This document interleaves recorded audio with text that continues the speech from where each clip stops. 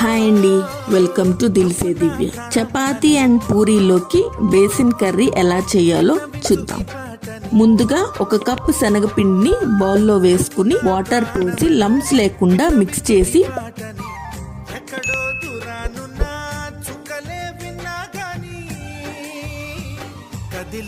పక్కన పెట్టుకోవాలి.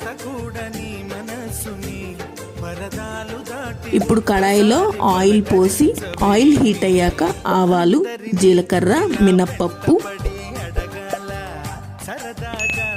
సన్నగా కట్ చేసుకున్న ఉల్లిపాయ ముక్కలు, పచ్చిమిర్చి, అల్లం, కరివేపాకు, ఉప్పు, పసుపు వేసి బాగా కలపాలి.